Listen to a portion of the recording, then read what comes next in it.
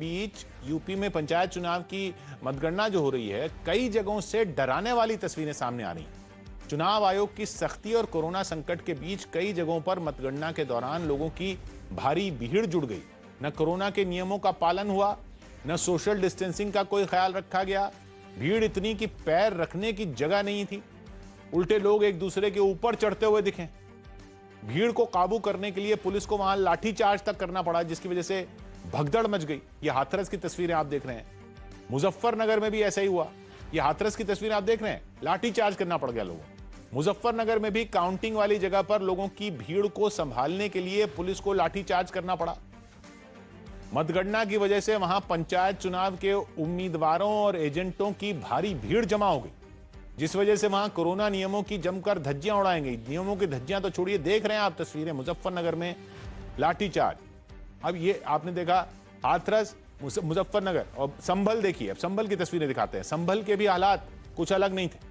वहां भी वोटों की गिनती के दौरान लोग सोशल डिस्टेंसिंग भूल गए, जबकि चुनाव आयोग ने कोरोना के खतरे को देखते हुए कोरोना नियमों का सख्ती से पालन कराने के निर्देश दिए हैं।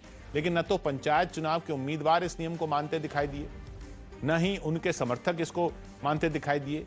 नतीजा ये हुआ कि काउंटिंग सेंटर पर सैकड़ों की भीड़ जमा हो।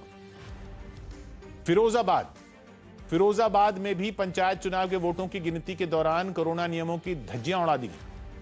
जिस जगह वोटों की गिनती हो रही है, वहां लोग एक दूसरे पर चढ़े दिखाई दिए।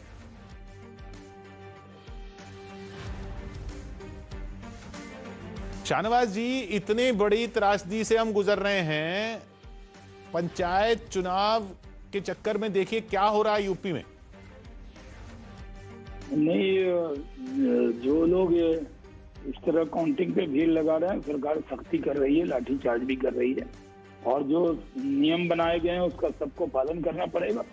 हम कोरोना से पूरी सख्ती के साथ हमें निपटना है। पर मेरा एक सवाल ये, देखिए, जब ये दूसरी लहर इतनी ऐसा कहर ढाएगी, जब अंदाजा नहीं था, तब ये विधानसभा चुनाव घोषणा हुए और फिर जैसे ही प्रचार शुरू हुआ, दिखा कि अरे ये तो बहुत ही जबरदस्त है। मतलब ये कहर जो है दूसरी लहर का, इससे बचना चाहिए था और शायद विधानसभा चुनाव नहीं कराने चाहिए थे। ये लोगों की राय बनी कि नहीं भाई, इसमें विधानसभा चुनाव नहीं कराने चाहिए थे, लेकिन वो प्रोसेस शुरू हो चुका था। चलिए माना, पंचायत चुनाव तो रोक सकते थे ना यूपी के, वो तो फैसला लिया जा सकता था कि नहीं। ये तो तब जब पंचायत चुनाव तो तब हुए हैं, पंचायत चुनाव तो तब हुए हैं जब कहर पूरा हो चुका था। आज के हालात होते तो शायद अंदाजा हमें, जिस तरह के आज के हालात हैं, तो उससे हम निपटने में लगे हैं। चुनाव तो हो गए और गिनती आज कहा गया था सख्ती से, तो जो लोग भी गिनती में प्रोटोकॉल नहीं अपनाएंगे उन पर सख्ती की जाएगी। यूपी में भी की जाएगी और कहीं भी की जाएगी। चुनाव आयोग ने सख्त निर्देश दिए। हमारे पार्टी के राष्ट्रीय अध्यक्ष नड्डा जी ने भी कहा है कि कोई विजय जुलूस नहीं, कहीं पर ज्यादा भीड़ नहीं। तो जो लोग भी भीड़ लगा रहे हैं उन पर सख्ती करनी चाहिए, ऐसा मैं ये मानना है। बहुत धन्यवाद। ये जी बिल्कुल। और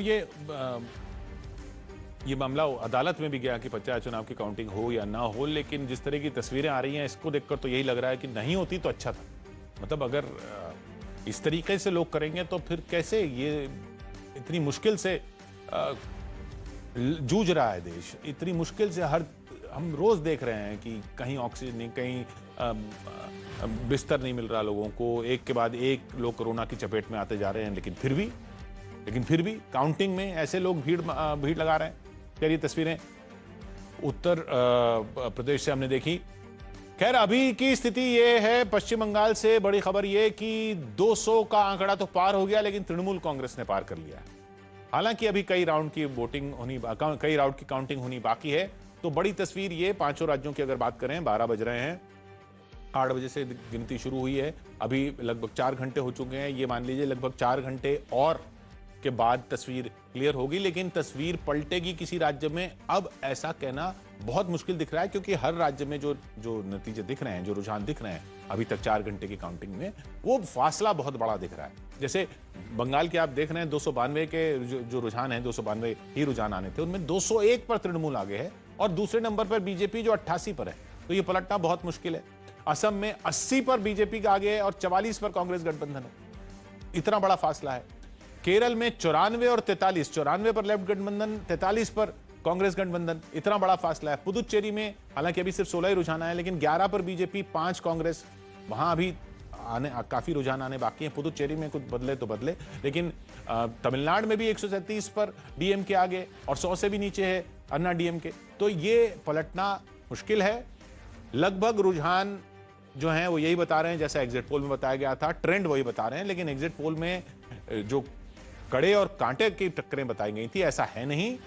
बंगाल में एक तरह से अगर 200 से ऊपर है तृणमूल कांग्रेस तो फिर ये स्वीप ही है। हाँ, बीजेपी ने अच्छा किया, बड़ी फाइट की, लेकिन वो मुख्य विपक्षी दल ही बनकर रहेगी। और बड़ी खबर बंगाल से, कांग्रेस और लेफ्ट और आईएसएफ के गठबंधन का जीरो भी है, जीरो।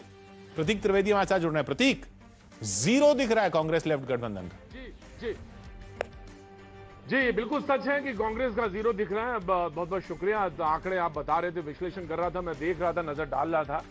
और जैसा कि उस दिन आकलन था, एक अनुमान था, और उस अनुमान से ज्यादा दिखता है इस वक्त टीएमसी। अगर ये अनुमान जो है सामने जो बढ़त है वो अगर तब्दील हो गए रिजल्ट्स में, तो ये लगता है कि टीएमसी 200 के पार जो बीजेपी का नारा था उस पर अमल करती हुई दिखाई पड़ रही है। लेकिन सबसे बड़ी बात ये कि जो तस्वीरें अभी कुछ देर पहले टीवी स्क्रीन पर मैं आपको दिखा रहे थे, खासतौर से पश्चिमी उत्तर प्रदेश की, संभल, मुजफ्फरनगर और पश्चिमी उत्तर प्रदेश का ये सहारनपुर का इलाका, जहां की पंचायत चुनाव की वोट काउंटिंग हो रही थी, और वो जो तस्वीर थी बेहद डरावनी थी, क्योंकि 100 वर्षों में ऐसी विभीषिका, ऐसा त्रासदी, ऐसा संकट, जो भी नाम देना चाहें आप, मुल्क देख रहा है।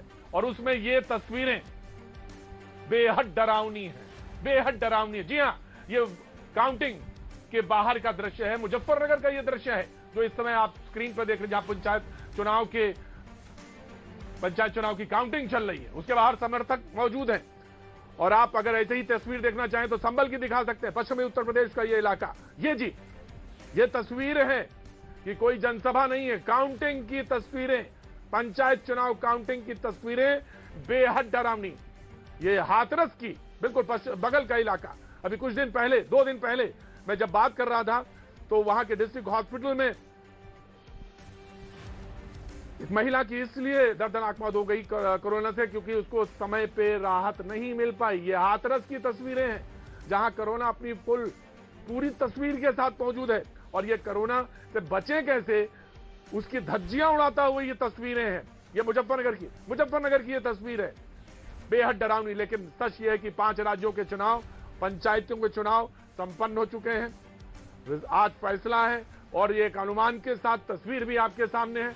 लेकिन इसके बाद की भयावह तस्वीर क्या होगी, इसका अनुमान ना पहले लगा पाए, और अब तो बस आप तस्वीर देखिए और इससे अंदाजा लगाइए कि आगे क्या होगा। जी हां, ये काउंटिंग के लिए जाते हुए कर्मचारी मुजफ्फरनगर के, और ये बाहर भीड़, कहीं कोई प्रोटोकॉल नहीं जिसके लिए बार बार बात हो रही है। डरावनी भयावह तस्वीर ऐसी है कि उत्तर प्रदेश में बेड अवेलेबल नहीं, ऑक्सीजन के लिए मारामारी है। संभल, पश्चिमी उत्तर प्रदेश का ये इलाका, और वहां पर ये तस्वीरें हैं बाहर की। ये देखिए साहब, कहां कौन सी डिस्टेंसिंग 2 गज की, कहां कौन सा मास्क, और कहां कौन सा डर। यकीन मानिए, जब जनता को भी ना समझ में आए, कभी कभी बड़ा दुखद है स्थिति है। ये सिर्फ बात नेताओं की और सरकार की ही क्यों करें, जब सरकार की ही बात क्यों कहें और कहें कि मोटी खाल है, समझ में नहीं आता। जनता को कहां समझ में आता है। 1.5 साल हो गया चिल्लाते हुए, 1.5 साल हो गया बताते हुए, और अगर अभी भी तमाशा लगता है और तमाशा देखने के लिए भीड़ जुटती है। जी हाँ, ये सामने संभल के उत्तर प्रदेश का दृश्य, और सिर्फ ये सिर्फ संभल का नहीं है, मैं आपको हाथरस से लेकर मुजफ्फरनगर, संभल की तस्वीरें, सहारनपुर की भी तस्वीरें दिखाएंगे, जिसमें कि बाहर ये तस्वीर है, बाहर लोग इकट्ठा हैं।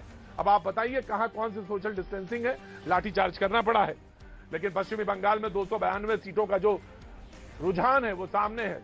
200 के पार बीजेपी का नारा था, 201 टीएमसी दिखाई पड़ रही है, कांग्रेस और लेफ्ट जीरो है। और अगर 5 राज्यों की बात करें तो तमिलनाडु की जो तस्वीर है उसमें एआईडीएमके जैसा कि अनुमान था, पीछे डीएमके 137। ये पहला चुनाव है तमिलनाडु का जिसमें 2 चमत्कारी चेहरे नहीं हैं, और उनकी विरासत को लेकर चुनाव लड़ा गया और उसके बाद एआईडीएमके पीछे दिखती हुई और डीएमके सामने आगे स्पष्ट रूप से दिखाई दे रही है। अगर ये जो अनुमान है वो आंकड़े जो हैं में बदलते हैं और सच्चाई से रूबरू होते हैं तो एक तस्वीर ये होगी कि डीएमके स्टालिन के नेतृत्व में फिर से वहां दिखाई पड़ेगी। हेमंत उपाध्याय हमारे सहयोगी पंचायत चुनाव के काउंटिंग पर हमारे साथ रूबरू हैं। मैं उनके पास जाना चाहूंगा क्योंकि ये बेहद दुखद और बेहद भयावह तस्वीर है, जहां एक तरफ बेड नहीं, जहां एक तरफ ऑक्सीजन नहीं, जहां मुल्क 100 सालों की सबसे भयावह स्थिति बता रहा है, वहां पे काउंटिंग वाले दिन जमकर बाहर हजारों की संख्या में लोग मौजूद है। उपाध्याय हमारे साथ मौजूद हैं। जनाब कुछ इस तस्वीर के बाद बयां करने को तो कुछ रह नहीं जाता, लेकिन जी क्या प्रशासन और क्या वहां से अनाउंसमेंट और क्या जो प्रशासन वहां पे मौजूद है उसके बारे में कुछ कदम उठा रहा है? उपाध्याय जी, दरअसल ये प्रशासन ने कदम ये उठाया था, कोरोना के देखते हुए प्रशासन ने कोशिश की थी कि बीडीसी प्रधान और जिला पंचायत के जितने भी एजेंट और प्रत्याशी हैं इनको नंबर वाइज बुलाया जाएगा मतगणना के अंदर। मगर होता क्या है कि सारे लोग एक साथ इकट्ठे हो जाते हैं और पुलिस अनाउंसमेंट करती है कि आप क्रम वाइज आइए, मगर ऐसा कोई भी नहीं सुनता है और एकदम भीड़ गेट पर घुस पड़ती है। पुलिस ने देखा कि जब स्थिति बिगड़ रही है तो पुलिस ने लाठीचार्ज किया और लाठीचार्ज करने के बाद इसमें तमाम लोग घायल हुए हैं। लगभग जो मेरे पास सूचना है 2 दर्जन लोग इसमें घायल हुए हैं। जी हेमंत, आप जहां तक बात है फिरोजाबाद से लेकर आगरा और आगरा से लेकर संभल तक पे आप रहते हैं, पश्चिम उत्तर प्रदेश को आप बहुत भली भांति परिचित हैं। मैं जानना चाहूंगा कि प्रशासन को इस तरह की मशक्कत, मैं देख रहा हूं तस्वीरें, पुलिस धक्का मार रही है, कोई बांस की बल्ली नहीं है जिसको धक्का मार रही थी पुलिस। मैं कहूंगा एक बार प्ले करें फिर से उस तस्वीर को, जो पुलिस जो है बांस की बल्ली को धक्का नहीं लगा रही थी, ये जनता की भीड़ है जो मुजफ्फरनगर में जमा थी उसको धक्का दिया और पुलिस वाला खुद खतरे में, जनता तो आप तस्वीर सामने देख रहे हैं। हेमंत जी जी बिल्कुल सही, आपने बिल्कुल सही कहा।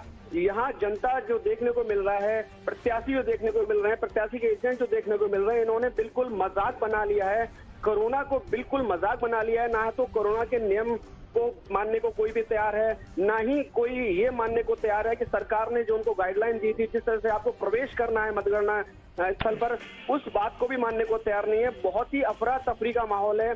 आगरा में भी यही हाल है, यही फिरोजाबाद में हाल है, आसपास के सारे जितने भी क्षेत्र हैं जहाँ मतगणना हो रही है सभी जगह यही हाल देखने को मिल रहा है। हेमंत जी बिल्कुल, मैं आपके पास एक बार से फिर रुक करूंगा, लेकिन बेहद दुखद तस्वीर है। और हमारे सहयोगी अमित कोलकाता से भी रूबरू हैं, हमारे साथ जुड़ गए हैं, अमित के पास भी चलेंगे, लेकिन प्रीति रघुनंदन हमारे साथ स्टूडियो में मौजूद हैं। प्रीति के पास कुछ आंकड़े हैं।